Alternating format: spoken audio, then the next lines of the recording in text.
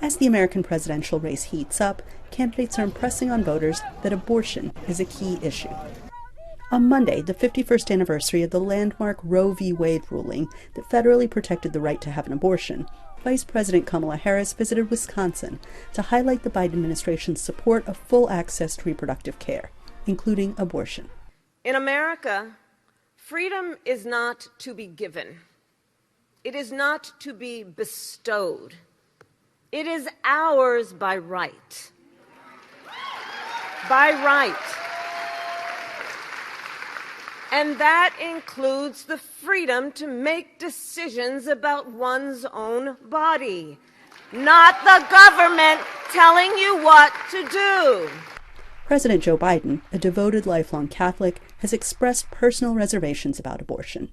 On Monday, however, he described the Supreme Court's 2022 decision to overturn Roe v. Wade and throw the matter to individual states as unfair. Since that court ruling, he noted, voters in different states have repeatedly voted to uphold abortion access. Voters have voted to protect reproductive rights. We need these protections in every state because your family to have access to health care should not depend on your zip code. Followers of the current Republican presidential frontrunner Donald Trump say Trump opposes abortion, but his position has varied and is unclear.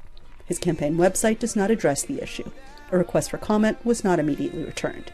The Republican Speaker of the House of Representatives gave his opposition a personal spin at a recent anti-abortion rally in Washington, where he said he was the product of an unplanned teen pregnancy. We're passing these bills and we're marching today because it takes a lot of work to convince people that every single human child, every unborn child, has a value that is too profound and precious to ignore.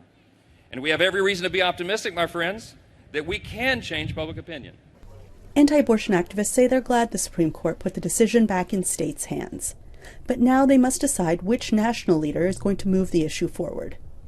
Activist Eric Scheidler, who joined the Washington March, said Biden is too extreme in his support of abortion access, but says none of the remaining Republicans fit his worldview. I also don't know if I trust Donald Trump. I mean, he gave us the Supreme Court justices that overturned Roe. Since the overturning of Roe, he has said some things critical about the pro-life movement and criticized DeSantis' policy in Florida. I don't really know where Trump stands because he seems to be talking out of both sides of his mouth on the issue. So I'm reserving judgment on both Haley and Trump because I've been concerned about where both of them stand. Abortion rights have won at the polls with voters in states from liberal California to conservative Kansas.